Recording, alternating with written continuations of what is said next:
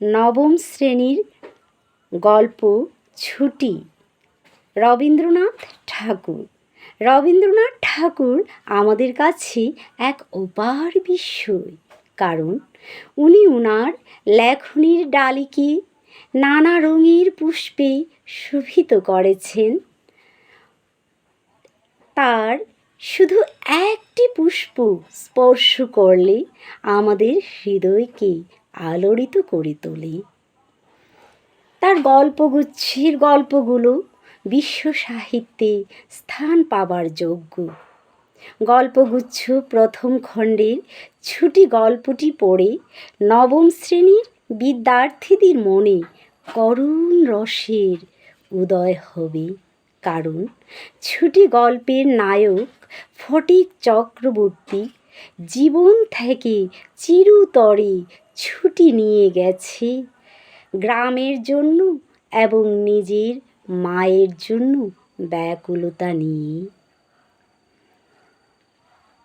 এবারে শুদ্ধ উত্তরটি খুঁজে বের করুন। ছুটি গল্পের লেখক হলেন রবীন্দ্রনাথ ঠাকুর। বালকদের সর্দার ছিল ফটিক। মাখনলাল ফটিক চক্রবর্তীর কে ছিল? ছোট ভাই। ফটিকের মা ফটিককে কথায় চোর মেরেছিল পিঠে। ফটিকের মামার নাম কি? বিশ্বম্ভর বাবু। শূন্যস্থান পূর্ণ করুন।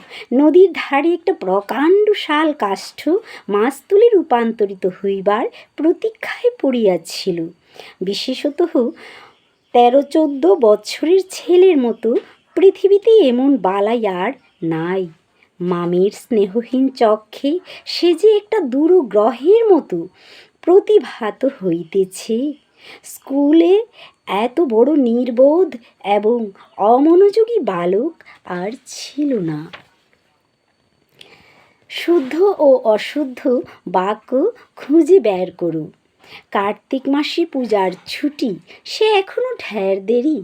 শুদ্ধ। একদিন ফটিক তাহার মামির কাছে নিতান্ত সাহসী হইয়া গিয়া কহিল, বই হারিয়ে ফেলেছি।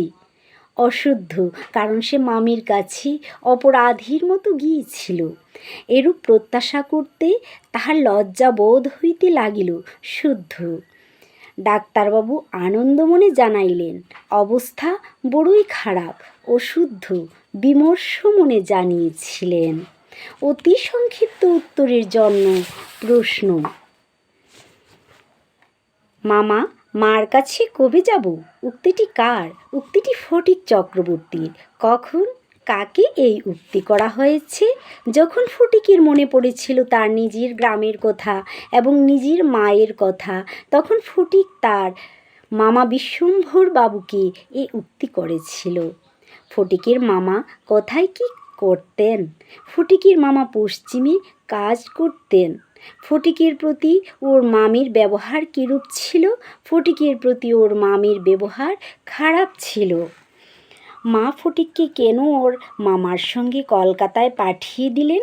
ফটিক তার ছোট ভাই মাখনলালের উপর উপদ্রব করে, এ কথা ভেবে তার মা ফটিককে ওর মামার সঙ্গে কলকাতায় পাঠিয়ে দিলেন। ফটিক মাখনলালকে সশব্দে চড় মেরেছিল কেন? বুঝিয়ে লেখো। মাখনলাল মার কাছে ফটিকের উপর দোষারোপ করে মিথ্যে কথা বলেছিল। তা সহ্য করতে না পেরে ফটিক মাখনলালকে সশব্দে চড় মেরেছিল। নদী তীরে বালকদের খেলা বন্ধ হয়ে গেল কেন? বালকরা যখন নদী তীরে কাঠ গড়িয়ে নিয়ে যাচ্ছিল, তখন বালকদের সর্দার ফটিক চক্রবর্তীর ছোট ভাই মাখনলাল কাঠের উপর থেকে পড়ে ব্যথা পেয়ে ফটিককে মেরে মার কাছে নালিশ করতে গিয়েছিল। তাই নদী তীরে বালকদের খেলা বন্ধ হয়ে গিয়েছিল। ফটিকের মামা এতদিন কোথায় ছিলেন? ফটিকের মামা এতদিন পশ্চিমে কাজে ছিলেন। কোন অবস্থায় ফটিক অসুস্থ হয়ে পড়ে অসুস্থতার কারণ লেখো। যেদিন স্কুল থেকে আসার পর ফটিকের গা ঝিমঝিম করছিল এবং মাথা ব্যথা করছিল, সেদিন সে বুঝতে পেরেছিল অসুস্থতার সময় মামি অসহ্য বোধ করবেন। ওই সময় নিজের মা ছাড়া কেউ ভালোভাবে যত্ন নেবে না। মামির স্নেহহীনতা এবং শহরের কৃত্রিম পরিবেশে গ্রামের বালক ফটিকের প্রাণ যখন হাঁপিয়ে উঠল, তখন নিজের গ্রামের কথা এবং মায়ের কথা মনে করে রাতে সে ঘর থেকে বেরিয়ে পড়ে। সমস্ত রাত্র শ্রাবণের মুষলধারা বৃষ্টিতে ভিজে ফটিকের অসুস্থতা বেড়ে যায়। ফটিকের মাকে কেন বিশ্বম্ভর বাবু কলকাতায় ডেকে পাঠিয়েছিলেন? ফটিক যখন খুব অসুস্থ হয়ে পড়েছিল, তখন ফটিকের মাকে বিশ্বম্ভর বাবু কলকাতায় ডেকে পাঠিয়েছিলেন। মা এসে কী করলেন?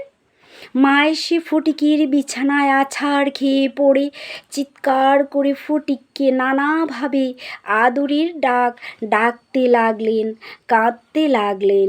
ফটিক সোনা, মানিক আমার, ওরে ফটিক, বাপধন রে, ইত্যাদি। ফটিক তোর মাকে যা আনতে পাঠিয়েছি। উক্তিটি কার? উক্তিটি ফটিকের মামা বিশ্বম্ভর বাবুর। কখন কেন এই উক্তির অবতারণা? ফটিক যখন অসুস্থ হয়ে কার প্রত্যাশায় ফ্যালফেল করে ঘরের চারদিকে নিরাশ হয়ে তাকিয়ে আবার নীরবে পাশ ফিরে শুইল, তখন তার অবস্থা বুঝে বিশ্বম্ভর বাবু বলেছিলেন, ফটিক তোর মাকে আনতে পাঠিয়েছি। ব্যাখ্যা লিখো। সুতরাং তাহার চেহারা এবং ভাবখানা প্রভুহীন পথের কুকুরের মতো হইয়া যায়। আলোচ্য অংশটি রবীন্দ্রনাথ ঠাকুরের ছুটি গল্প থেকে নেওয়া হয়েছে। স্নেহ না পেয়ে ফটিকের মনের ভাব যে তার চেহারার মধ্যে প্রকাশ পেয়েছিল, তাই আলোচনা করা হয়েছে। 13 বছরের বালক ফটিকের গলার শব্দ ও দেহের গঠন হঠাৎ বদলে গিয়েছিল। তখন কোনো সাধারণ মানুষ তার প্রতি স্নেহের উদ্রেক করেনি। বিশেষ করে মামির তাচ্ছিল্য তার মর্মকে আঘাত করত। তখন সে নিজেকে অসহায় ভাবত। তা তার চোখে মুখে চলাফেরা ইত্যাদিতে প্রকাশ পেয়েছিল। প্রসঙ্গ বিশ্লেষণ করো। আহ, তুই আমার গায়ে হাত তুলিস। ফটিকের ছোট ভাই মাখনলাল তার মার কাছে ফটিকের উপর দোষারোপ করে মিথ্যে কথা বলেছিল। তা সহ্য করতে না পেরে ফটিক মাখনলালকে সশব্দে চড় মেরেছিল। তখন মা মাখনের পক্ষ নিয়ে ফটিককে সবেগে নাড়া দিয়ে তার পিঠে 2-3টা প্রবল চপেটাঘাত করলেন। আঘাত পেয়ে ফটিক মাকে ঠেলে দিল।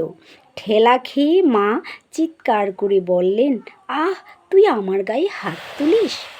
পদান্তর করো। কাতরতা কাতর, তাপ তপ্ত, দিন দন্ন, অস্থির অস্থিরতা, ব্যাকুল ব্যাকুলতা, লজ্জা লজ্জিত, চক্ষু চাক্ষুষ, অন্তর আন্তরিক, প্রবল প্রাবল্য, মন মানসিক, শৈশব শিশু, সাহস সাহসী। বিপরীত শব্দ লেখো।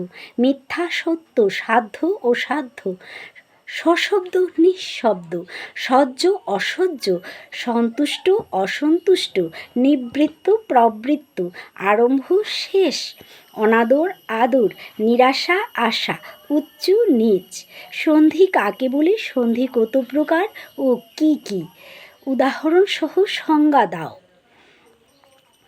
বর্ণের মিলনকে সন্ধি বলে। সন্ধি 3 প্রকার: স্বরসন্ধি, ব্যঞ্জন সন্ধি এবং বিসর্গ সন্ধি। স্বরবর্ণের সাথে যখন স্বরবর্ণের মিলন হয় তখন তাকে স্বরসন্ধি বলে। যেমন বিদ্যা যোগ আলয়, বিদ্যালয়। ব্যঞ্জন সন্ধি: স্বরবর্ণের সাথে ব্যঞ্জন বর্ণের বা ব্যঞ্জন বর্ণের সাথে ব্যঞ্জন বর্ণের মিলন হলে তাকে ব্যঞ্জন সন্ধি বলে।